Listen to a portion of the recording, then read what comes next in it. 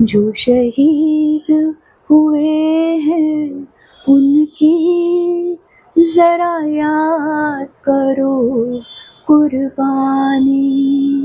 और ये एकदम से लाइन उनको मन में आई। उन्होंने उसी वक्त सोचा कि अगर मैं घर जाऊंगा जब तक मैं भूल जाऊंगा। उन्होंने वहां पर एक छोटी सी दुकान थी जहां पर एक पान वाला पान बना रहा था और सिगरेट्स बेच रहा था। उसको कहा कि बेटा कुछ तुम्हारे पास लिखने के लिए है? बोलते मेरे पास कुछ लिखने के लिए नहीं है, लेकिन एक सिगरेट का पैकेट है, उसके ऊपर आप कुछ चाहो तो लिख लो। पास में कोई आदमी खड़ा था, उससे पेन मांग ली और वो उन्होंने सिगरेट के बॉक्स के ऊपर वो लाइन लिख दी। मेरे पिताजी ने कहा, प्रदीप जी ने, कि हमको लता मंगेशकर से गवाना है। उन्होंने बात की लता जी से। वो कहा मैं तो नहीं गाऊंगी उनके लिए, मेरा उनसे झगड़ा है। और फिर तय ये हुआ कि आशा जी से भी रिकॉर्डिंग के लिए रिहर्सल करवाया था और लता जी भी आ गई तो दोनों बहनें साथ में गाएगी, ऐसा तय हुआ। लेकिन फिर दोनों बहनों के बीच में शायद कहीं कोई बात हुई जो शायद मैं नहीं जानती हूँ और दूसरे लोग भी शायद नहीं जानते होंगे, लेकिन कोई बात ऐसी हुई कि आशा जी रोते रोते निकल गई रिहर्सल में से और कहा कि मैं नहीं गाऊंगी। जवाहरलाल जी ने उनसे कहा कि बेटी तुमने मुझे रुला दिया, बेटी तुमने मुझे रुला दिया, और सच में रुला दिया था। आओ बच्चों तुम्हें दिखाएं झांकी हिंदुस्तान की, इस मिट्टी से तिलक करो ये धरती है बलिदान की। तो ये जो गाना है, ये गाना इतना लोकप्रिय हुआ कि पाकिस्तान में इसको कॉपी कर लिया गया और इसके शब्दों को कुछ बदल दिया गया। और जो मैंने सुना कि इनके शब्दों के साथ कुछ इस तरह से छेड़छाड़ की गई और पाकिस्तानियों ने इसको कुछ इस तरह से बनाया गाने को, आओ बच्चों सैर कराएं तुमको पाकिस्तान की। क्या बात सच है? एकदम सच है। और जब ये हुआ था, उसकी फिल्म का नाम था बेदारी, ऐसा वहाँ के पाकिस्तान की फिल्म थी। और पूरा खाली ये आओ बच्चों नहीं, दूसरे 2-3 गीत भी जो थे उन्हीं को, उनको भी उन्होंने कॉपी किया। जय हिंद दर्शकों, मैं हूं जितेंद्र दीक्षित। जितेंद्र दीक्षित स्टोरीज में आपका स्वागत है। दर्शकों, चाहे 26 जनवरी पर गणतंत्र दिवस का मौका हो या फिर 15 अगस्त पर आजादी का जश्न या सीमा पर किसी शहीद का पार्थिव देह जब उसके घर पहुंचता है, तो एक गाना हम सालों से सुनते आए हैं जो ऐसे मौकों पर बजता है। ऐ मेरे वतन के लोगों जरा आंख में भर लो पानी, जो शहीद हुए हैं उनकी जरा याद करो कुर्बानी। हर भारतवासी को इस गाने के बोल भावुक कर देते हैं। क्या आप जानते हैं कि इस गीत को किसने लिखा था? जो लोग साहित्य जगत से जुड़े हुए हैं, फिल्म जगत से जुड़े हुए हैं, वे जरूर इस गीतकार को जानते होंगे। लेकिन जो नहीं जानते हैं उन्हें बता दूं कि यह गीत राष्ट्र कवि प्रदीप ने लिखा था, पंडित प्रदीप। तो आज हम बात करने वाले हैं इस गीत की कहानी की और जिन्होंने इस गीत को रचा उनके बारे में। मैं इस वक्त मुंबई के विले पार्ले इलाके में हूं, उन्हीं कवि प्रदीप के घर पर।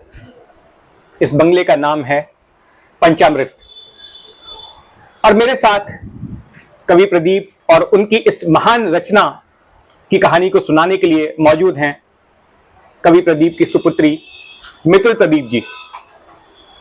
मितुल जी, जितेंद्र दीक्षित स्टोरीज में आपका स्वागत है। बहुत बहुत आभार।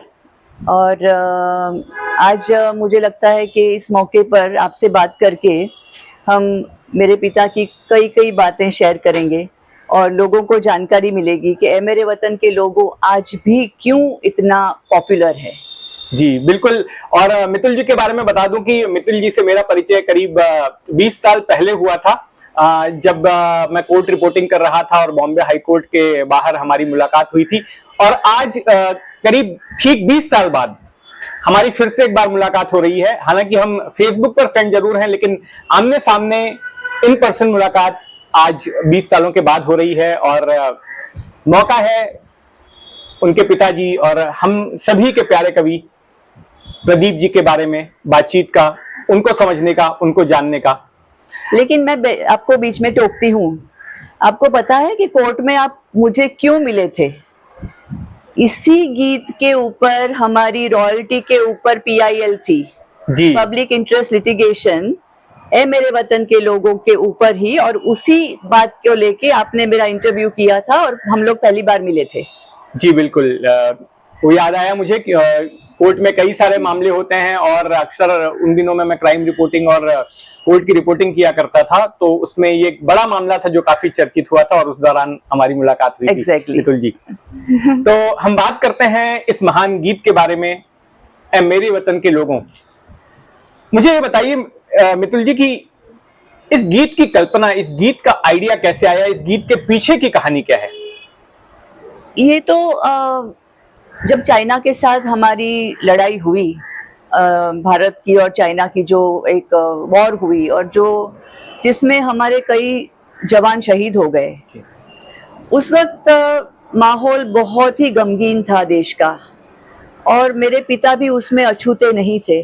उनके मन में भी इसकी बहुत ग्लानि थी, बहुत दुख था, और वो कवि थे, तो कवि अपने आप को कैसे एक्सप्रेस करे। दूसरा जो कोई सामान्य अगर जनता है तो वो दुख अलग तरीके से एक्सप्रेस करते हैं, लेकिन जो कवि होते हैं तो उनके मन में आ रहा था कि ये जो शहीद हो रहे हैं हमारे जवान, और इतनी हमारी महिला जो है, हमारी बहनें जो है वो विडोज हो रही है, जिनके पति चले जा रहे हैं, देश को अपना शहादत हो रही है, तो उनके मन में आया कि मुझे शहीद के ऊपर कुछ लिखना चाहिए।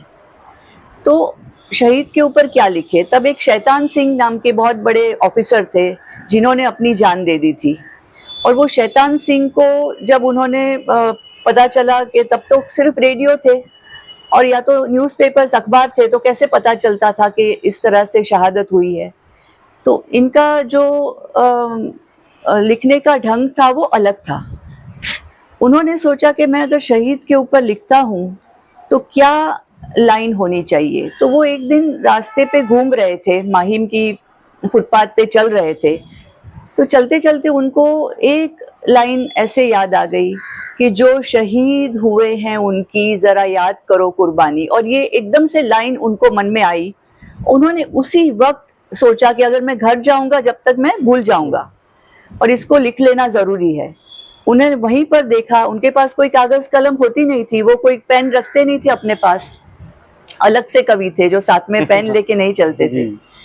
उन्होंने वहां पर एक छोटी सी दुकान थी जहाँ पर एक पान वाला पान बना रहा था और सिगरेट्स बेच रहा था। उसको कहा कि बेटा कुछ तुम्हारे पास लिखने के लिए है? बोलते मेरे पास कुछ लिखने के लिए नहीं है, लेकिन एक सिगरेट का पैकेट है, उसके ऊपर आप कुछ चाहो तो लिख लो। पास में कोई आदमी खड़ा था, उससे पेन मांग ली और वो उन्होंने सिगरेट के बॉक्स के ऊपर वो लाइन लिख दी कि जो शहीद हुए हैं उनकी जरा याद करो कुर्बानी। ये लाइन पहली थी और उसके बाद में ये पूरा गीत बना। जी, बहुत ही दिलचस्प है। लेकिन इस गीत को ये भी बताया जाता है कि लता मंगेशकर के साथ साथ आशा भोसले भी गाने वाली थी, उनकी बहन भी गाने वाली थी, लेकिन कोई विवाद हो गया था जिसकी वजह से आशा भोसले जो है वो हट गई थी। और शुरुआत में इस गीत को अपने स्वर दिए थे लता मंगेशकर जी ने, लेकिन वो भी तैयार नहीं थी इस गीत को गाने के लिए। उन्होंने मना कर दिया था कि मैं ये गाना नहीं गाऊंगी, लेकिन फिर बाद में वो गाने के लिए तैयार हो गई थी। वो कहानी क्या है? ऐसा है कि उस समय पर सी रामचंद्र जी जो थे, चितलकर काका हम बोलते थे उनको, चितलकर काका, जो सी रामचंद्र बहुत बड़े म्यूजिक डायरेक्टर, उनके साथ में मेरे पिता का एक हमेशा अच्छा संबंध रहा। और उन्होंने कहा कि चितलकर, मैं एक गीत लिख रहा हूँ और उसको तुमको उसमें म्यूजिक देना है। चितलकर काका ने कहा कि ठीक है। मेरे पिताजी ने कहा, प्रदीप जी ने, कि हमको लता मंगेशकर से गवाना है। उस जमाने में सी रामचंद्र जी और लता मंगेशकर जी का संबंध में थोड़ा सा कोई खटास थी, थोड़ा ठीक नहीं था, तो वो उनके गाने नहीं गा रही थी। तो उन्होंने कहा कि वो तो मेरे गाने गाएगी नहीं, हम आशा भोसले को बोलते हैं। तो आशा जी को कांटेक्ट किया गया, आशा जी से रिहर्सल करवाए गए, लेकिन मेरे पिताजी को लगा कि शायद लता मंगेशकर का वॉइस ज़्यादा सूटेबल है इस गीत के लिए। तो उन्होंने कहा कि क्या मैं कोशिश करूं और मैं उनसे बात करूं। तो चितलकर काका ने कहा ठीक है, आप कोशिश करिए। उन्होंने बात की लता जी से, वो कहा मैं तो नहीं गाऊंगी उनके लिए, मेरा उनसे झगड़ा है, लेकिन आप बोल रहे हैं तो मैं कोशिश करूंगी, लेकिन मेरे साथ कहीं पर कोई मेरा इंसल्ट नहीं होना चाहिए, मेरा पूरा मान सम्मान रखना चाहिए, तो मैं आऊंगी। तो मेरे पिता ने कहा कि ठीक है, तुम्हारा पूरा मान सम्मान रखेंगे, कोई किसी भी प्रकार का मैं जिम्मेदारी लेता हूँ। और फिर तय ये हुआ कि आशा जी से भी रिकॉर्डिंग के लिए रिहर्सल करवाया था, और लता जी भी आ गई, तो दोनों बहनें साथ में गाएगी, ऐसा तय हुआ। लेकिन फिर दोनों बहनों के बीच में शायद कहीं कोई बात हुई जो शायद मैं नहीं जानती हूँ, और दूसरे लोग भी शायद नहीं जानते होंगे, लेकिन कोई बात ऐसी हुई कि आशा जी रोते रोते निकल गई रिहर्सल में से और कहा कि मैं नहीं गाऊंगी। इस प्रकार से फिर अकेली लता जी रह गई। अच्छा, जब पहली बार इस गीत को उन्होंने गाया था दिल्ली के नेशनल स्टेडियम में लता मंगेशकर जी ने, उस वक्त में राधा कृष्णन जी राष्ट्रपति थे, पंडित जवाहरलाल नेहरू प्रधानमंत्री थे, और एक बड़े जन समुदाय के सामने इस गीत को गाया गया था। और 1962 में जब लड़ाई हुई थी चीन के साथ, उसके चंद महीनों बाद ही ये मौका पड़ा था गणतंत्र दिवस का, जब ये गीत गाया गया था। ये किसी फिल्म का गाना नहीं था। जब ये गीत गाकर उठी लता मंगेशकर उस जगह से, तो उनको पंडित जवाहरलाल नेहरू ने बुला दिया था। क्या कहा था नेहरू जी ने उनसे? जवाहरलाल जी ने उनसे कहा कि बेटी तुमने मुझे रुला दिया, बेटी तुमने मुझे रुला दिया, और सच में रुला दिया था। और सिर्फ नेहरू जी को नहीं, वहां बैठे हुए सभी जितने लोग हैं, वो सभी की आंखें नम थी। कई लोग रो रहे थे, क्योंकि वो उस जमाने में इस प्रकार से शहीदों के ऊपर आज तक किसी ने नहीं लिखा था। और वो जो उनकी आवाज, उनका जो गीतों का जो शब्द चयन, उससे सभी लोग इमोशनल हो गए थे। और जवाहरलाल जी बहुत ज्यादा इमोशनल हो गए थे। वो खुद एक लेखक थे, वो खुद राइटर थे, तो उनको पता था कि किस प्रकार से एक कवि ने इस चीज में कैसे उसने पूरी इमोशन से भरा हुआ गीत लिखा है। जी बिल्कुल, ये बड़ी ही दिलचस्प कहानी है इस गाने की। लेकिन ये कोई अकेला राष्ट्रभक्ति का गीत नहीं था जो प्रदीप जी ने लिखा, और भी उनके कई गाने जो है, एक लंबी फहरिस्त है जो कि राष्ट्रभक्ति पर उन्होंने अपने शब्द दिए, और जो आज भी गली मोहल्लों में 26 जनवरी का मौका हो, 15 अगस्त का मौका हो, तो इस तरह के समारोह में, इस तरह के जश्न में उन गानों को बजाया जाता है। जैसे कि एक उनका गीत बड़ा चर्चित हुआ था, जिसकी वजह से अंग्रेज उनसे नाराज हो गए थे, दूर हटो ए दुनिया वालों हिंदुस्तान हमारा है। तो इसके बाद बताते हैं कि उन्हें अंडरग्राउंड भी होना पड़ा था। Absolutely, absolutely. और वो जो गीत ऐसा था कि प्रोड्यूसर थे, उन्होंने कहा कि प्रदीप कुछ लिखो, क्योंकि अभी जो माहौल बहुत गर्म है, और हम एक कोई ऐसा देशभक्ति का गीत इस फिल्म में आना चाहिए। अब वो फिल्म में तो कोई ऐसा मौका नहीं था, स्टोरी टोटली अलग थी, तो उस स्टोरी में कैसे बिठाया जाए। तो प्रदीप जी ने सोचा कि कुछ तो करते हैं, कुछ लिखते हैं, और फिर सबने मिलके एक सिचुएशन वहां पैदा की कि जिसमें स्टेज शो हो रहा है और उसमें सब लोग गीत गा रहे हैं। अब वो गीत था, आज हिमालय की चोटी से फिर हमने ललकारा है, दूर हटो ए दुनिया वालों हिंदुस्तान हमारा है। और उस वक्त क्विट इंडिया का ऑलरेडी नारा दे चुके थे हमारे लीडर्स। मेरे ख्याल से 1943 में ये गाना और लिखा गया था। हाँ, और 42 में क्विट इंडिया का जो नारा, भारत छोड़ो वाला जी। तो और कई अपने बड़े बड़े लीडर्स थे जो जेल में थे जी। और उस वक्त माहौल बहुत गर्म था, और जो पूरी जो हमारी जनता थी, वो इस प्रकार का गीत आया, और वो भी फिल्म में, और वहाँ थिएटर में जब पहली बार सुना लोगों ने, लोग खड़े हो गए, खड़े होके गाना साथ में गाने लगे, और कहा कि ये रिपीट होना चाहिए, रिपीट होना चाहिए, वंस मोर। तो वंस मोर तो कहाँ स्टेज शो पे होता है, क्या थिएटर में होता है? लेकिन थिएटर में उन्होंने वंस मोर के नारे लगवा के गाने को फिर से रिपीट करवाया, एक बार, दो बार, तीन बार, और लोगों ने उस गाने को रिपीट करने का एक वो बन गया कि हर एक जगह पे जहाँ पर फिल्म चल रही थी, लोग खड़े होके इसको रिपीट करवाते थे। ये बड़ा ऐतिहासिक है, क्योंकि अगर लाइव परफॉर्मेंस है गानों का तो फिर वंस मोर पे ठीक है, गायक फिर से गा देता है, लेकिन किसी फिल्म में कोई गाना चला और बाद में फिल्म को रिवर्स करके सिनेमा हॉल में उस गाने को वापस से प्ले करना, ये अपने आप में ऐतिहासिक था, अभूतपूर्व था ये तो। यस, तो इस प्रकार से ये गीत ऐसा बन गया कि लोग जो है ना वो चार्ज्ड हो गए, चार्जिंग बोलते हैं ना जैसे, और क्विट इंडिया के ऊपर। अब अंग्रेजों को पता चला कि ये गाना क्या है, क्या बात है, कि लोग क्यों गा रहे हैं इसको, क्या बात है इसमें। तो उसमें उनके पीछे वो लगा दिया, समन्स निकल गया उनके अरेस्ट का, अरेस्ट वारंट निकल गया कि कवि को अरेस्ट करो, कौन सा गीत है ये, क्या है हमारे खिलाफ। तो उस वक्त एक धर्मेंद्र गौड़ करके वहां पर एक अपने ऑफिसर थे जो ब्रिटिशरों के साथ काम करते थे। तो उन्होंने कहा कि देखिए मैं कवि से बात करता हूँ, मैं बुलाता हूँ उनको और पूछता हूँ कि ये क्या है।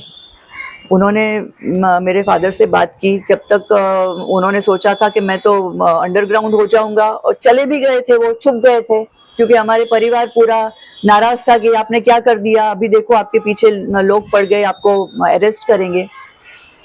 तो कवि प्रदीप जी ने कहा कि धर्मेंद्र जी देखिए गौड़ साहब, ये तो गाना ऐसा है कि इसमें मैंने लिखा है कि शुरू हुआ है जंग तुम्हारा, जाग उठो हिंदुस्तानी, अब न किसी से आगे, किसी के आगे झुकना, जर्मन हो या जापानी। मैंने कहा लिखा है ब्रिटिशरों के खिलाफ, जर्मन और जापानी तो ब्रिटिशरों के एनिमीज है, दुश्मन है, उनके खिलाफ तो जंग चालू है। बोलते हाँ अच्छा अच्छा ऐसा है, ओहो, तो ये तो आपने दूसरों के लिए लिखा है। हाँ। बोलते हाँ।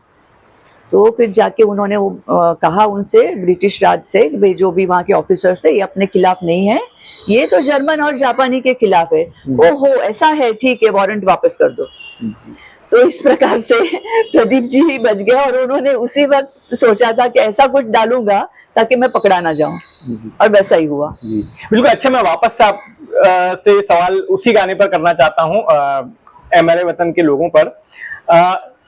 क्या उस वक्त में देशभक्ति के गानों को लेकर गीतकारों में किसी प्रकार का कोई कंपटीशन था? ये मैंने सुना है कि ये गाना जब लिखा जा रहा था या इसको कंपोज किया जा रहा था, तो बड़ा चोरी छुपे कंपोज किया जा रहा था ताकि दूसरे किसी को पता ना चल सके। उसी दौरान एक और गाना आया था, सकते हैं लेकिन सर झुका सकते नहीं, ये इस गाने के बोल थे। और साथ साथ जो है जब ये गाना लिखा जा रहा था तो उसी वक्त में वो गाना भी चल रहा था, और ये सब काम छुप छुप कर हो रहा था। तो इस तरह का कंपटीशन था। हाँ, कंपटीशन तो हर जमाने में होता है, तो वो तो उस वक्त भी कंपटीशन था कि कोई अगर लिखेगा तो उससे पहले उसी सब्जेक्ट के ऊपर कोई और लिख दे, तो कौन आगे बढ़ जाए और किस प्रकार से चोरी हो, वो तो हमेशा होता है। तो उस वक्त भी था। तो सुवेनियर छपने वाला था कि भाई आप, ये वहां पर एक प्रोग्राम था, जैसे कहा ना नेशनल स्टेडियम में, तो नेशनल स्टेडियम में जो प्रोग्राम था उसके लिए सुवेनियर छपने वाला था। सुवेनियर में आपको गाना देना है कि आप क्या गाना दे रहे हो, क्या आपका एक के बाद एक कौन सा होगा और किस प्रकार से क्या होगा आपका सब्जेक्ट गाने का। तो ये था, जैसे आपने कहा नौशाद जी का और शकील साहब का गाना, सर झुका सकते, सर कटा सकते हैं लेकिन सर झुका सकते नहीं, बहुत बड़ा लीडर का गाना था, लीडर फिल्म का। और ये थे दिलीप कुमार थे उसमें हीरो जी। तो बहुत बड़ा ये तो गाना था। तो प्रदीप जी ने कहा कि देखो अभी मैं जो लिखता हूं ना वो ही सुवेनियर में जाएगा जी, लेकिन उसके बाद का सब्जेक्ट जो है वो हम खोलेंगे नहीं, ऐसा सी रामचंद्र जी को उन्होंने कहा। बोलते ठीक है आप लिख। तो उन्होंने कहा कि ए मेरे वतन के लोगों तुम खूब लगा लो नारा, ये शुभ दिन है हम सबका, लहरा लो तिरंगा प्यारा। हाँ। ठीक है, इतना ही दिया उन्होंने जी। लहरा लो तिरंगा प्यारा, ये 2 लाइन उन्होंने दी, और उसके बाद में उन्होंने आगे कुछ नहीं लिखा। लोगों को लगा ठीक है ये भी कुछ वैसा ही जोश वाला है कि तिरंगा लहराओ, आओ आओ सब लोग खुशियां मनाओ, वैसे मतलब उस प्रकार का कुछ गीत है। वो हो गया सुवेनियर में, सुवेनियर चला गया। सुवेनियर में सबने पढ़ा ठीक है प्रदीप जी का ये गाना होने वाला है, लेकिन उसके बाद में क्या हुआ वो अभी आपको बताऊं या आपको और पूछना है कुछ? जी आप पहले इसको कंप्लीट कर लीजिए। हाँ, तो लहरा लो तिरंगा प्यारा वाज द मेन लाइन जी। उसके बाद में प्रोग्राम शुरू हुआ, ये सब जोश वाले गाने हो गए, सर कटा सकते हैं लेकिन सब वो सब गाने हो गए। उसके बाद में पिन ड्रॉप साइलेंस जी, Lata Mangeshkar in white sari, simple, एक सिंपल सी महिला वहां पर आके खड़ी हुई जी। बहुत सारा म्यूजिक बजा, आगे बहुत म्यूजिक था जब जी। गाना शुरू होता है ना, जी, तो आगे काफी म्यूजिक था। जी। वो म्यूजिक के बाद में लता मंगेशकर शुरू होती हैं और कहती है कि लहरा लो तिरंगा प्यारा। जी। उसके बाद में पर मत भूलो सीमा पर, वीरों ने है प्राण गवाए, कुछ याद उन्हें भी कर लो जो लौट के घर ना आए। चेंज हो गया पूरा। तो आप समझे, जो जी। एकदम से जोश वाला था, जी, एकदम भावुक हो गया सब। भावुक हो गया और अलग से सैडनेस आ गई, और जी। पर मत भूलो सीमा पर करके पूरा चेंज हो गया। और फिर शुरू होती है वो, ए मेरे वतन के लोगों जरा आंख में भर लो पानी, जो शहीद हुए हैं उनकी जरा याद करो कुर्बानी। तो पूरा जो वहाँ बैठा हुआ ऑडियंस था, इसमें बड़े बड़े लीडर्स थे, प्रेसिडेंट ऑफ इंडिया थे, प्राइम मिनिस्टर ऑफ इंडिया थे, गवर्नर्स थे, मतलब ये बताओ कि जो बड़े बड़े लोग थे। और उस वक्त के लोग, जितेंद्र जी, मैं बताना चाहूंगी कि काफी इमोशनली इन्वॉल्व थे हर एक चीज में। ऐसा नहीं था कि थिक स्किन थे, इमोशंस उस वक्त उन्होंने भी महसूस की, और जितने भी लोग थे उनको इमोशंस से ये गाने ने पूरा जकड़ लिया। लोग रोए, और जब आखिरी में हुआ कि जय हिंद की सेना, तो लोगों का बांध टूट पड़ा, क्योंकि वो गाने का हर बोल, हर अंतरा, हर अंतरे ने अपने शहीद के ऊपर ऐसे ऐसे शब्द आए कि जो लोग साथ साथ में मिलके, और जय हिंद की सेना जब कहा, तो वो जय हिंद की सेना, आज तक किसी भी कवि ने सेना के लिए ये शब्द नहीं किए। प्रदीप जी ने और भी कई देशभक्ति के गाने लिखे जो कि काफी चर्चित हुए, आज भी बजाए जाते हैं। उनमें से एक गाना जो मेरा अपना फेवरेट भी है और जो मैं बचपन से सुनता आया हूं, तो ये जो गाना है, ये गाना इतना लोकप्रिय हुआ कि पाकिस्तान में इसको कॉपी कर लिया गया और इसके शब्दों को कुछ बदल दिया गया। और जो मैंने सुना कि इनके शब्दों के साथ कुछ इस तरह से छेड़छाड़ की गई और पाकिस्तानियों ने इसको कुछ इस तरह से बनाया गाने को, आओ बच्चों सैर कराएं तुमको पाकिस्तान की। क्या बात सच है? एकदम सच है। और जब ये हुआ था, उसकी फिल्म का नाम था बेदारी, ऐसा वहाँ के पाकिस्तान की फिल्म थी। और पूरा खाली ये आओ बच्चों नहीं, दूसरे 2-3 गीत भी जो थे उनको भी उन्होंने कॉपी किया।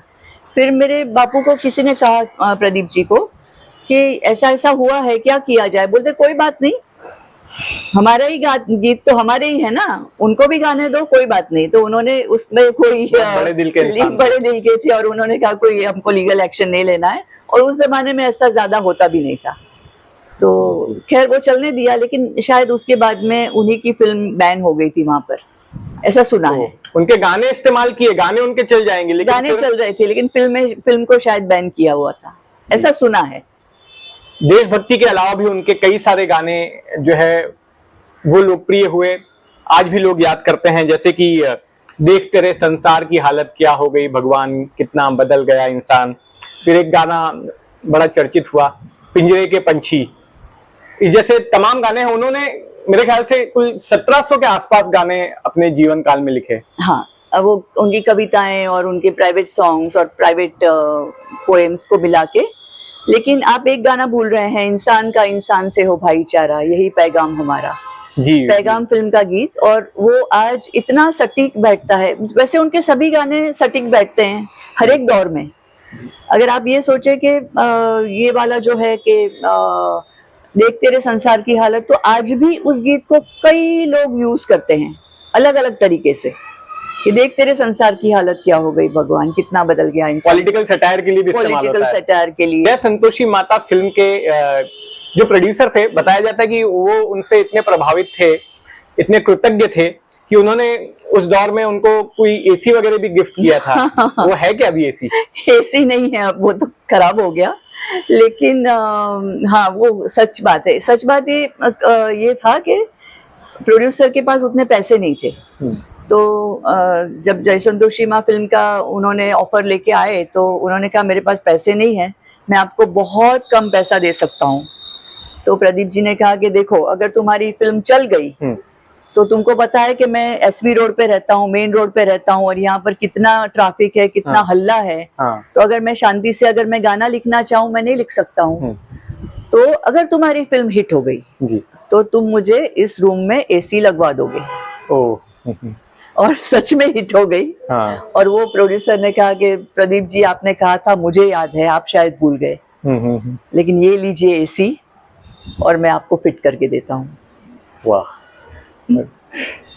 बहुत ही दिलचस्प तो किस्सा है ये। अभी तो सोचिए 50 साल हो रहे हैं उसको, अगले साल जी, फिल्म को। सही बात है, तो उस फिल्म को 50 साल हो जाएंगे। 50 साल हो उस फिल्म जाएंगे। में तो इतिहास रचा जो है। हाँ। बिल्कुल। मुझे इस बात का मितुल जी हमेशा मलाल रहेगा कि मैं कभी उनका इंटरव्यू नहीं कर पाया, क्योंकि जब उनका निधन हुआ 1998 में, तब मेरे पत्रकारिता की जो है शुरुआत ही हुई थी। तब मैं सामना में कैंपस वगैरह कवर करता था, और टीवी में तो मैं उसके 1 साल बाद आया।